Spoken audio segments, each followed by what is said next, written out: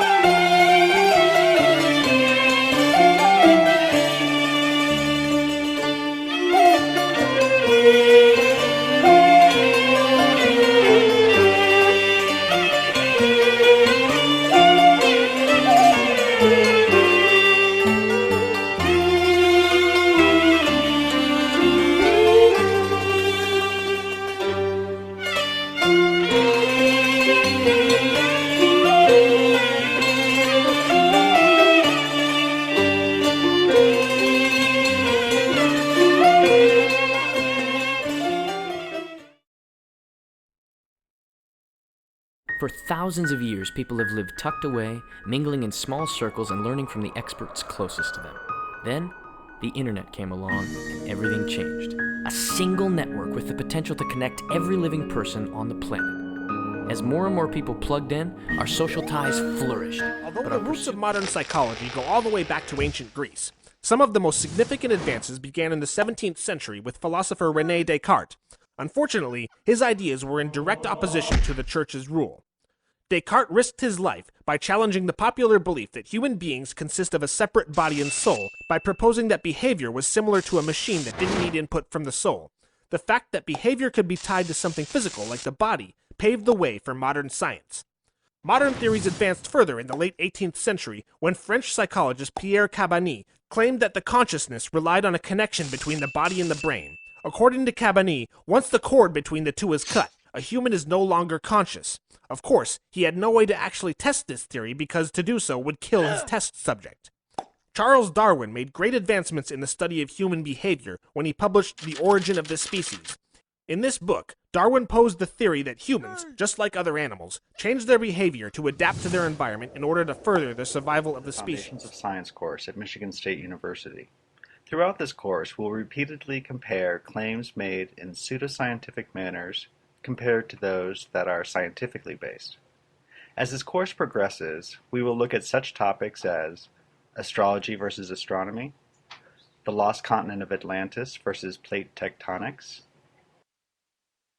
alchemy versus chemistry, and the Loch Ness Monster and Bigfoot versus ecology and evolution. What we will find is that by following the concepts of matter and those of energy and the different disciplines, we can form a framework that will allow you to critically think about the likelihood of these pseudoscientific claims. We're going to start this journey with the field of psychology. Psychology is the study of the human mind and how it functions. There are many different subdisciplines. For example, behavioral neuroscience, which looks at the biology behind thinking and feeling. Scientists in this field might investigate the effects of pharmaceuticals on brain function and then behavior. Developmental psychology, which looks at how thoughts and feelings change as you grow from a baby through adulthood and into old age and death. For example, how does your ability to learn change as you get older? Social psychology, which looks at how individual thoughts and feelings interact within group-level dynamics. And other subdisciplines include clinical psychology, personality psychology, industrial organizational psychology, education psychology, and health psychology. For this module, we'll be looking at a very specific aspect that falls under cognitive psychology, which looks at how people obtain, process, and store information. We will be focusing our attention on people's ability to observe and reason from their experiences. And for this, our pseudoscience comparison, we will be looking at these ideas with the context of witches. This will in turn allow us to see why science and critical thinking are important skills for people to have, and will set the stage for our comparison of science and pseudoscience for the rest of the course. So check out the rest of the materials in this week's module, and let's get started. Personality. What is it? Are we born with it? Or does the environment affect it? How does it develop? Does it change over time? Can we measure and study it? What makes you you? These are some of the questions psychologists have struggled to answer. Debate is still continuing today. Some have defined personality as an individual's consistent patterns of feeling, thinking, and behaving. Psychologists have studied personality as a way to try to predict or explain behavior. In this section, we will discuss some of the theories of personality that have arisen in the last century. We'll look at the ideas of influential psychologists in 3 different approaches: the psychoanalytic theories, humanistic theories, and trait theories of personality. The psychoanalytical approach to personality and behavior was founded by Sigmund Freud. Other important psychologists using this approach were Alfred Adler and Carl Jung, both early followers of Freud. Psychoanalysts believe that personality is controlled by our subconscious thoughts, from experiences we cannot even consciously remember. In this way, our personality has been shaped by our past experiences, so we're really not in control of it. The humanistic approach to personality and behavior started to gain footing in the 1960s. In contrast to psychoanalytical theories, this approach suggested humans have free will. In this view, you are not stuck with an unchangeable personality, but are able to make decisions and changes to your thinking patterns. It is these underlying motivations that will contribute to your personality.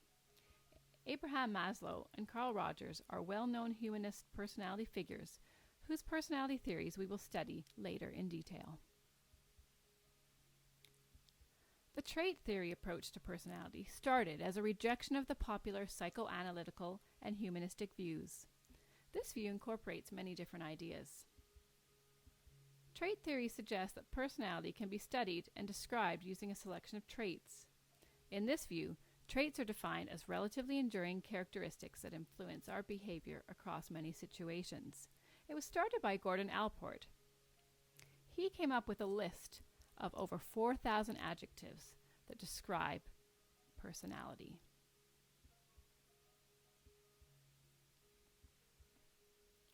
Other trait psychologists, including Raymond Cattell, narrowed this list down to a few basic traits, which can be assigned to people in an attempt to describe their personality.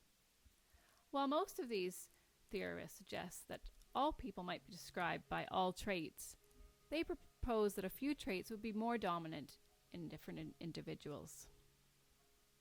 Modern personality tests usually use lists of questions that you would answer about yourself. By analyzing your answers, you can be assigned a general description of your personality. Proponents of this approach would suggest that you will be able to use this information to understand your behavior and why you act the way you do. Or perhaps you might even be able to make decisions about your own future. In the next lesson, we will discuss in detail the theorists and their theories and compare and study personality tests.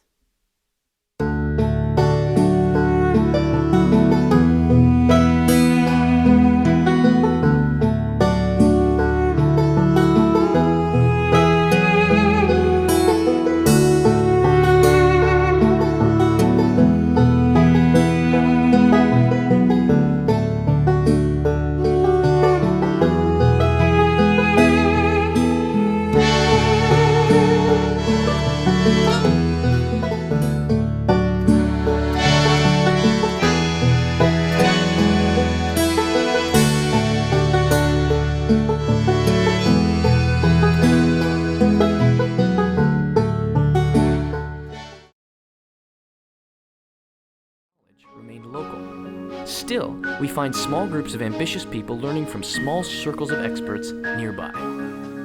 It's time we made the most of the web and started learning live with today's technology. Learn It Live connects you with the wealth of the world's knowledge and best learning opportunities live and online so you can achieve your true intellectual potential. Whether it's for training, certification, or for personal skill enhancement, Learn It Live connects you to experts across the globe and puts them just within your reach. Learn from the best, wherever you are, wherever they are. Click on the demo to learn a little bit more about Learn It Live.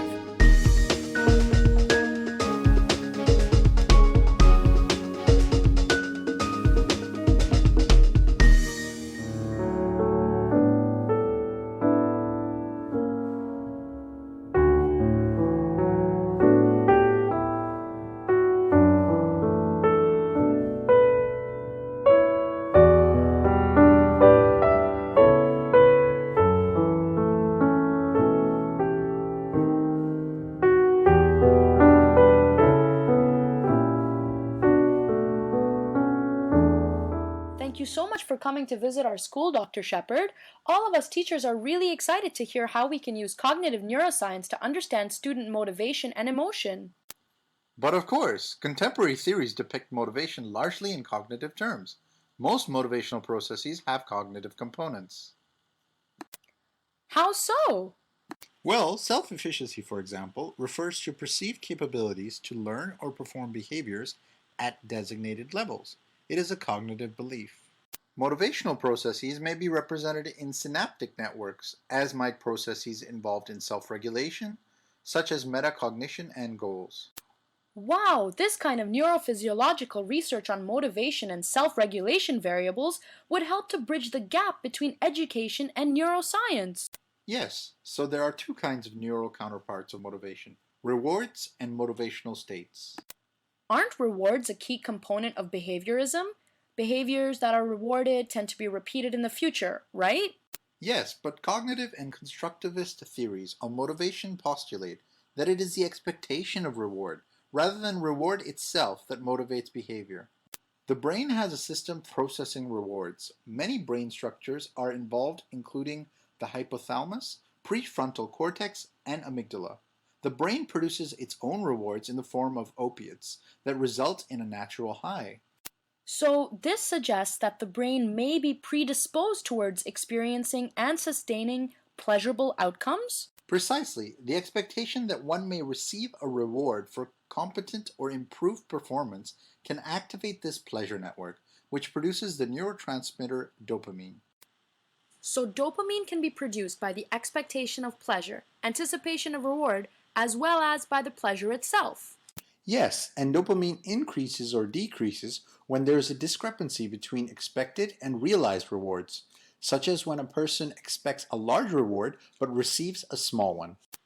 Oh, so the dopamine system can help people adjust their expectations, which is a type of learning. Indeed. However, dopamine production is idiosyncratic. The same level of reward or expectation of reward will not motivate all students uniformly, which suggests that additional brain processes are involved in motivation. So teachers who plan to use reward systems must learn what motivates each student and establish a reward system that can accommodate changes in students' preferences. Exactly. Watch this video that further explains the effect of dopamine and the expectation of rewards. Are you sick and tired of dealing with poor flexibility, poor posture, back problems, aching joints, being overweight, poor balance, stress, or just want to increase your sense of health and well-being?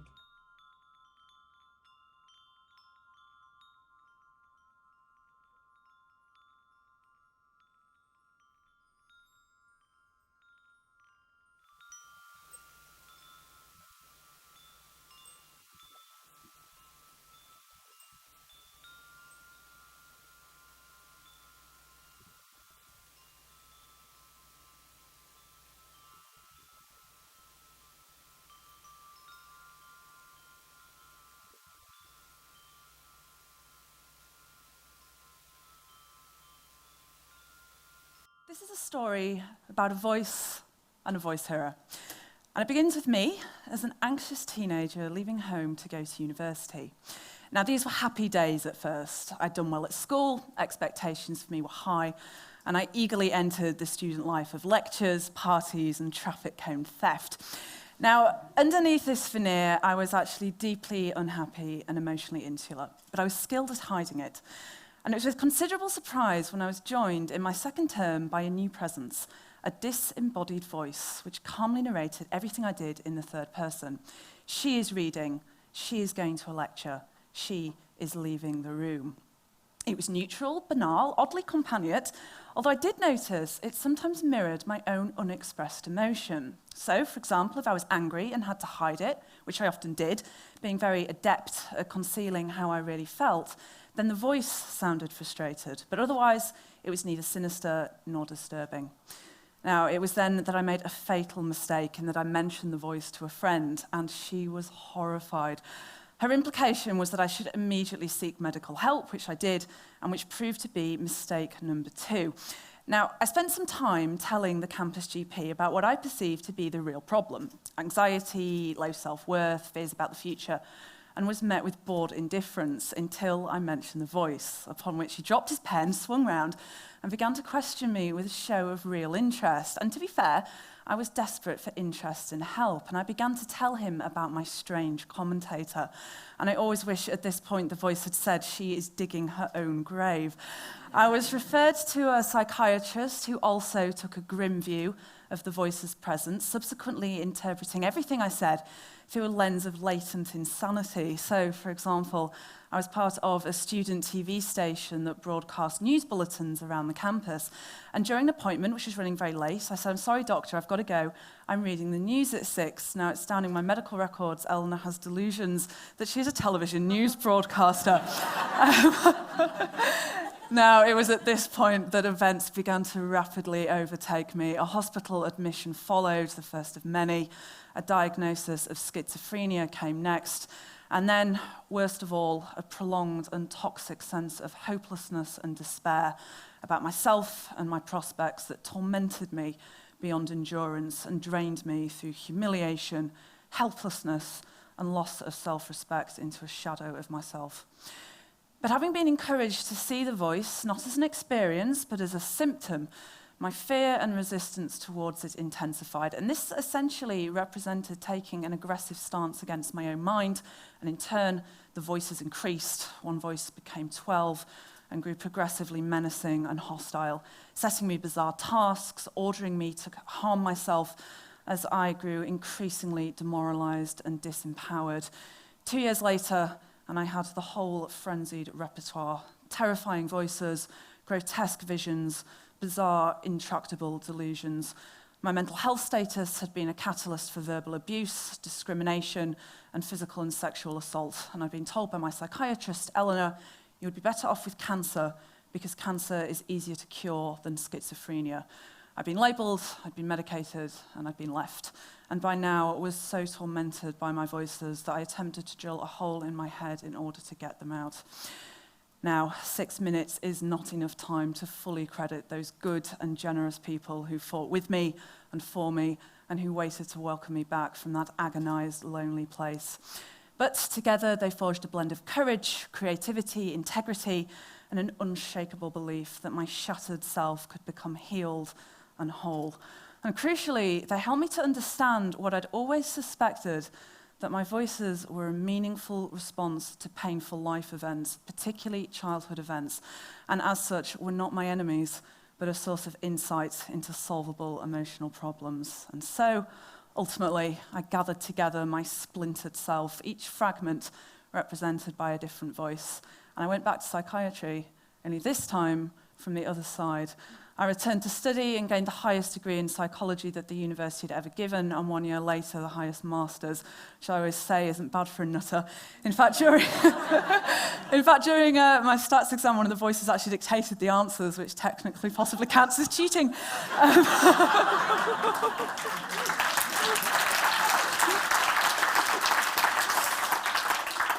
Thank you. I worked in the NHS, I spoke at conferences, I published book chapters and academic papers, and I argued and continue to do so, that an important question in psychiatry shouldn't be what's wrong with you, but rather what's happened to you. And all the while, I listened to my voices, with whom I'd finally learned to live with peace and respect, and which in turn represented a growing sense of compassion, acceptance, and respect towards myself. I'm now very proud to be part of the International Hearing Voices movement, an initiative inspired by the work of Professor Marius Rom and Dr. Sondra Escher, which locates voice hearing as a creative and ingenious survival strategy, a sane reaction to insane circumstances, not as an abstract symptom of illness to be endured, but as a complex, significant, and meaningful experience to be explored. As Peter Levine has said, the human animal is a unique being endowed with an instinctual capacity to heal and the intellectual spirit to harness this innate capacity. In this respect, I would like the TED audience to be aware of two things. Firstly, that as members of society, there is no greater honour than facilitating that process for someone. And for survivors of distress and adversity, that we remember what lies behind us and what lies ahead of us are small matters compared to what lies within us. As a very wonderful doctor once said to me, "Don't tell me what other people have told you about yourself. Tell me about you." Thank you.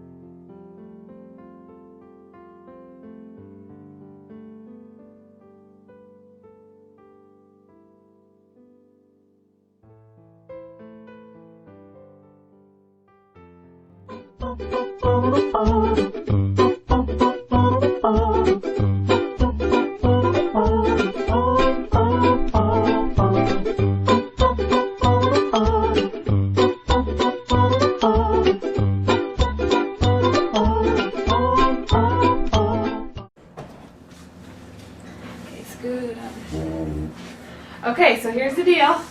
There's a marshmallow. You can either wait, and I'll bring you back another one, so you can have two, or you can eat it now. So you can eat it now, or you can wait, and I'll bring you back two. Okay? Okay.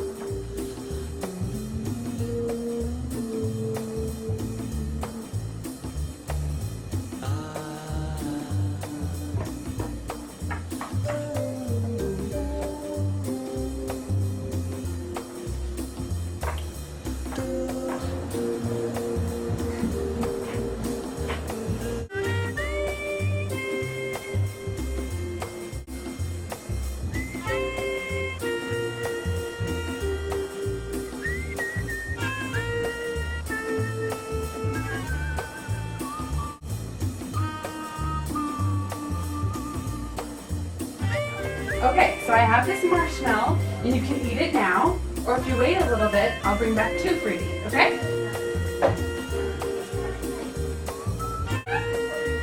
How you doing, Sam? Good. Good. You've been making. Okay, well, I'm gonna go and then I haven't found a marshmallow yet, so I'm gonna look for some more, but you stay here, and if you haven't eaten that one, I'll bring you back another one, okay? I'll be right back.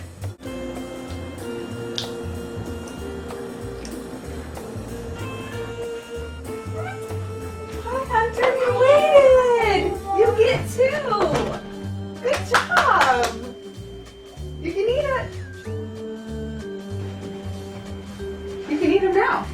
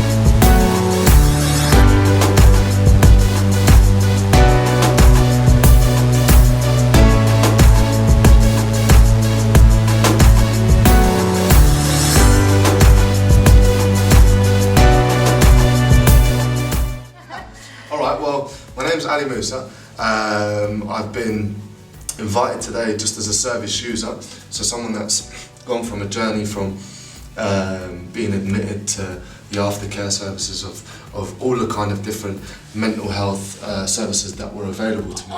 I mean, the statement that I made was that when someone's asking, you know, people are making comments out there about the NHS being etc. this or that, I would turn around and say that the NHS did save my life.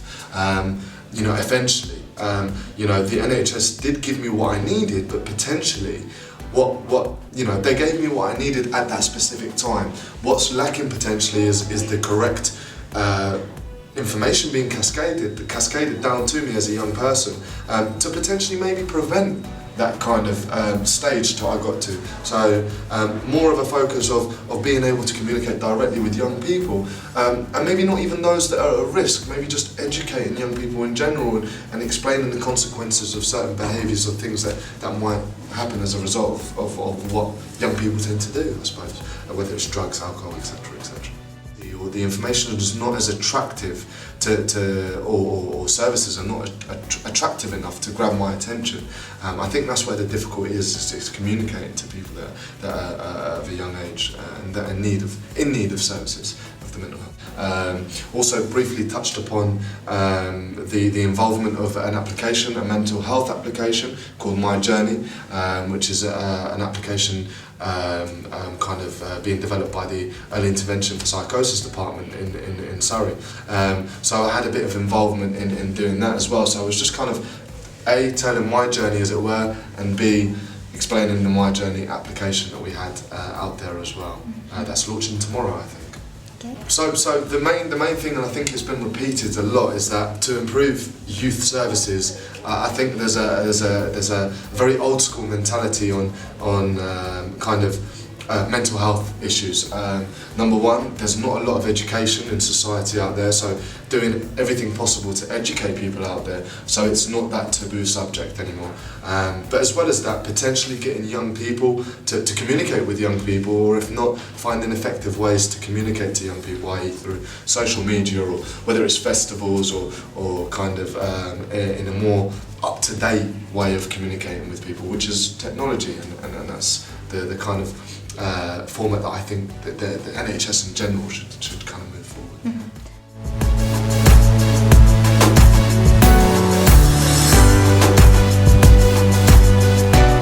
Hi, this is Arthur F. Carmazzi with a few of my favorite quotes. Fulfillment is taking your environment for what it is, and not for what it should be. Progress is thinking clearly through fulfillment and intelligently moving the environment to a higher level. Every force that moves us has either an opposing or supporting force it creates in those around us. To move ourselves to greatness, we must first learn how we are already moving others. Every system has a process, a beginning where something that was moves towards change, a middle where the actions taken influence other actions in the system, an end where all of the parts of the system have affected that change. This system already exists when we communicate with others. The question is, do we control the process? Leadership does not involve changing the mindset of the group, but in the cultivation of an environment that brings out the best and inspires the individuals in that group to do what needs to be done.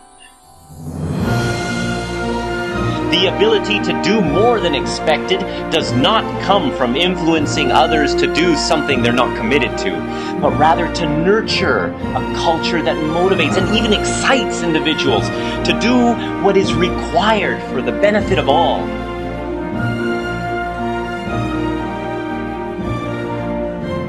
Our emotions are like chocolate chip cookies.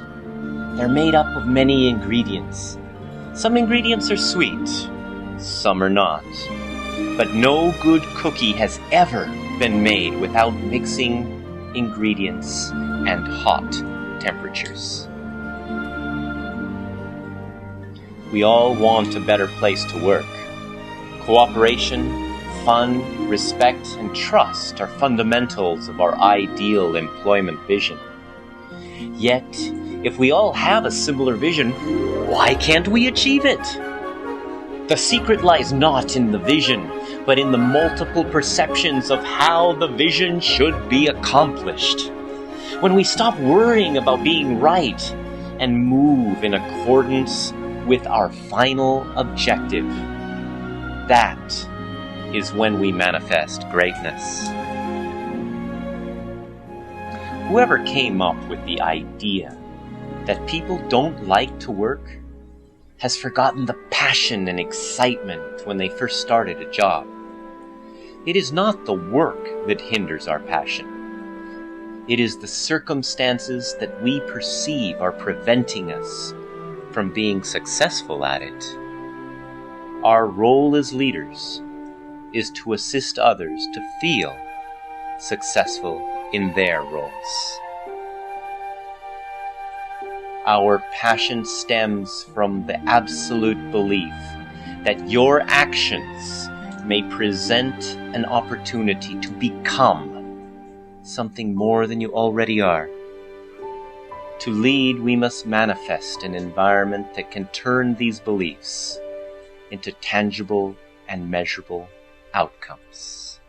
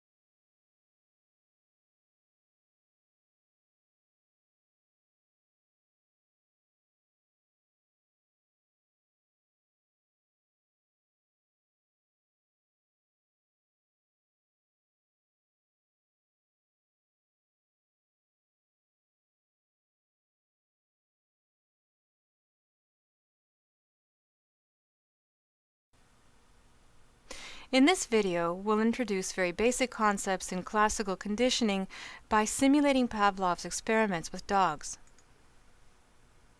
Now you may be wondering, if I'm going to be dealing with human beings, why am I looking at a dog? The answer is that the same principles of behaviorism that apply to higher order animals also apply to us humans. So when it comes to classical conditioning, we aren't that much different from Rover here. We're presenting Rover with a stimulus here, a bell. When we ring the bell, there's no response in Rover. That's because dogs, just like human beings, are not naturally wired to have a response to a bell. Without conditioning, there is no response. Therefore, we call the bell a neutral stimulus. I can ring the bell repeatedly with no response from Rover. Next, we'll introduce Rover to a new stimulus, the sight of food and water. Rover's natural response to the sight of food and water is to salivate. He wasn't conditioned to have this reaction. It's natural, innate, or inborn, and automatic, not taught, not conditioned. So this stimulus is called an unconditioned stimulus, and Rover's response is called an unconditioned response. Next, we'll simulate Pavlov's experiment. We'll ring the bell, and then present Rover with food and water.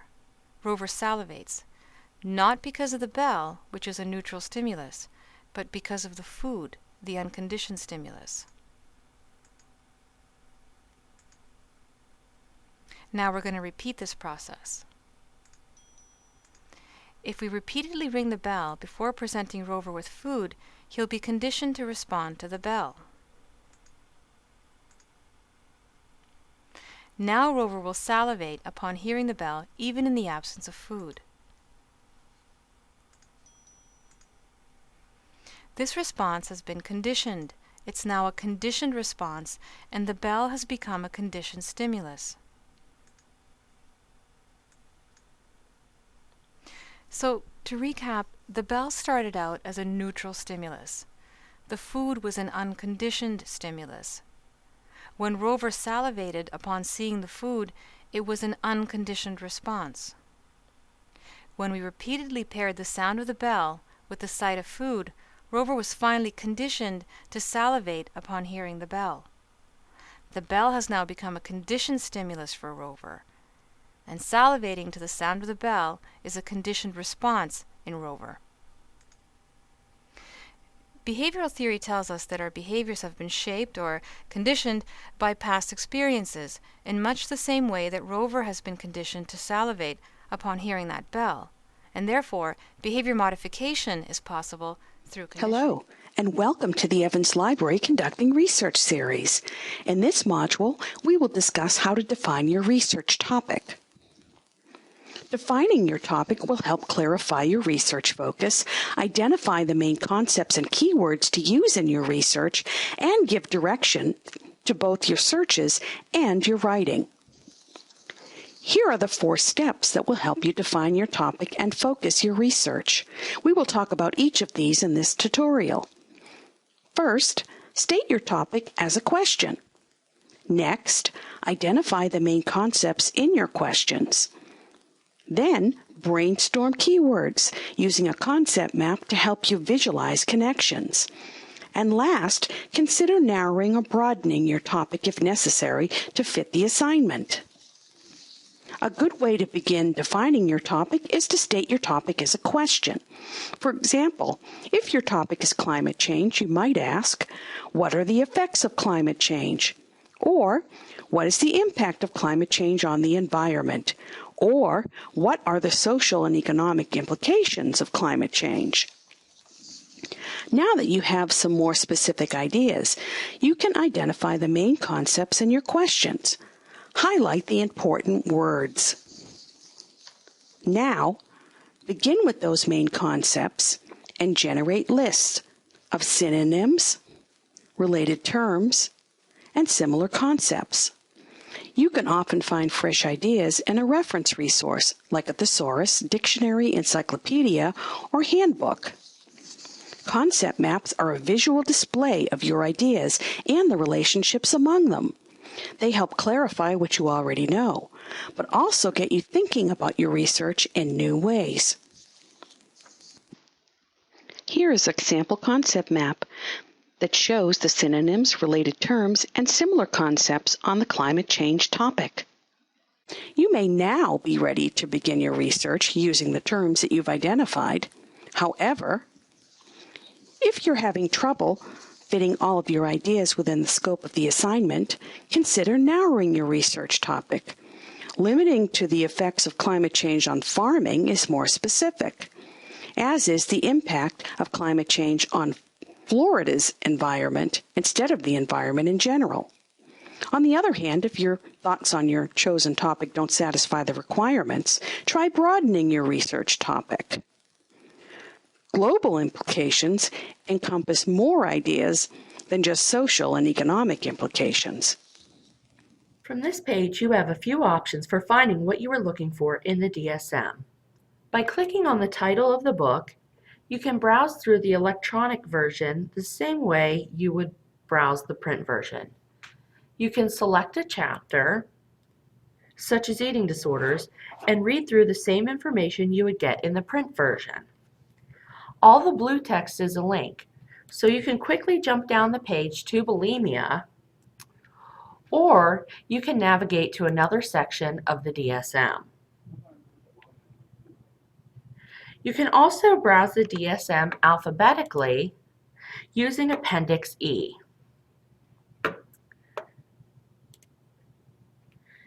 If you are unsure of what chapter you are looking for, you can use Appendix E to find what you're searching for. Lastly, you can search the DSM from the Psychiatry Online homepage. Be sure to choose the DSM, the Diagnostic and Statistical Manual of Mental Disorders, from the drop-down box.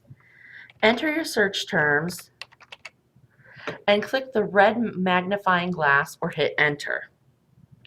This will show you all the locations where your keywords show up within the DSM. We hope that this session has been helpful to you. Please remember to ask a librarian for help with defining your research topic.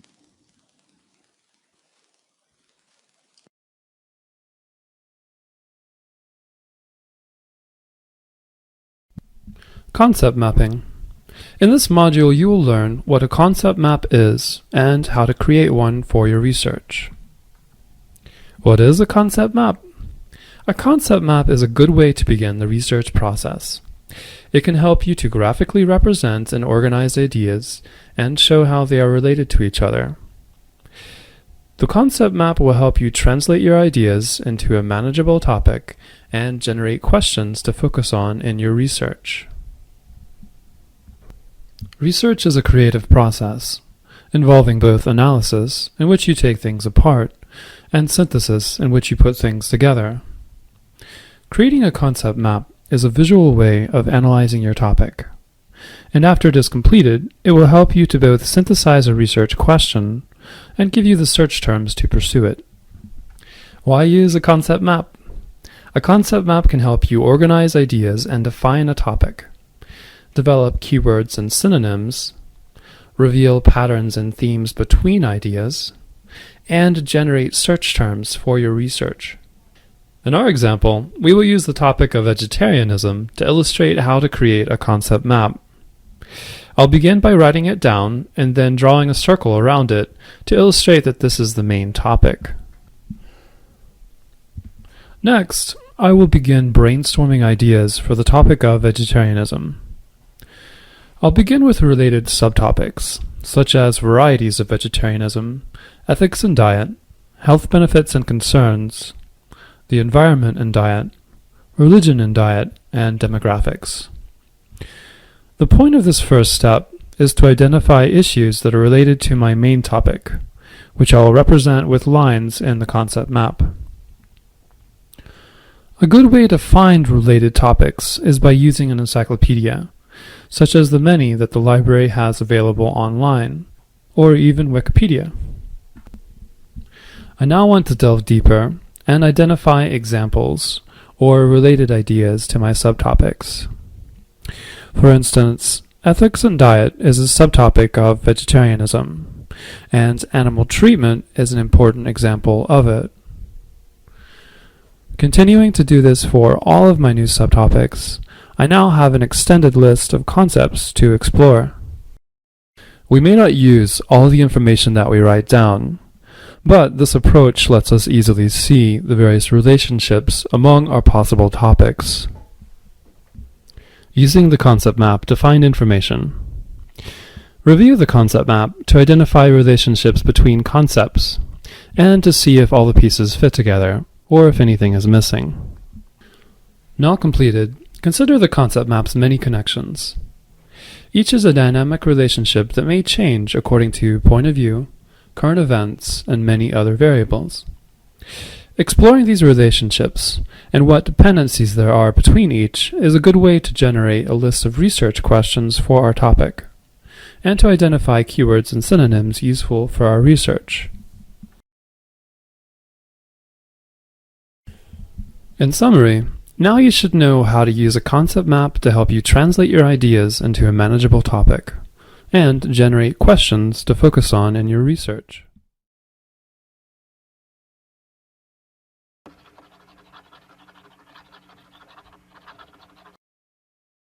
I received several requests to tell you a bit more about the difference between primary and secondary research methods, and explain when we use the first and when the second. Well, the most basic distinction between primary and secondary research is this. Primary research is when we use original data. It is simply put, new data. Secondary research is when we study the results of others. Because these results are often published in scientific journals and books, we also refer to this as a literature study. And because you often sit behind a desk reading these articles, it's also named desk research. Secondary research is basically the systematic review of existing knowledge. So when do scholars perform primary or secondary research? Well, often we do both in different stages of a larger study. Let's say I'm interested in the effects of fear appeals in anti-smoking campaigns. More specifically, I want to know if a Dutch anti-smoking campaign should make more use of them in order to become more effective. I will start by exploring the existing literature on the use of fear appeals, anti-smoking campaigns, health campaigns in general, studies into why people smoke, when people block fear appeals, etc. I systematically collect all of this secondary data, basically the research findings of others, and analyze these results in order to come up with some expectations of what would happen if we would use more fear appeals in Dutch anti-smoking campaigns. In some cases, if time, money or practicality forces us to limit ourselves to a literature study, this is where my research ends. But often, if I want to really understand something and delve deeper into the question, I want to study this further and in more detail. Existing studies might have been conducted in other countries, for instance. So, I'm wondering if these results will also be true in the Netherlands. Or, it's also possible no previous study has looked specifically at this target group or what happens over a prolonged period in time. In short, a review of the existing literature can leave us with 1,000 questions and things we want to check or explore in more detail. So now I need to conduct my own primary research. My desk research has left me with several research hypotheses that we will set out to prove or disprove with original data. If the research findings you find in the literature are reliable, I should be able to replicate them. This is why replication of existing studies, sometimes with only a small variation, is an important scientific tool. In order to be sure of what we know, we keep checking it and keep changing the research context slightly to see if that makes any difference. Of course, next to checking the reliability of existing data, primary research also allows us to radically expand on existing knowledge, by adding completely new research variables, leading to new insights into previously unexplored relationships. So in a nutshell, we usually start with secondary research. That's why, whenever we discuss research methods, we should never forget this important category. Many questions have already been asked and answered by scholars all over the world, and a systematic review of existing data will allow us to formulate hypotheses and more specific research questions. The introduction of digital search engines has greatly increased our ability to find and use existing studies, our ability to stand on the shoulders of giants, as it were. Famous words by Newton, and now the motto of Google Scholar. After we have studied existing knowledge, we test our expectations and further expand on existing knowledge by conducting our own primary research. If we have the time and money, that is.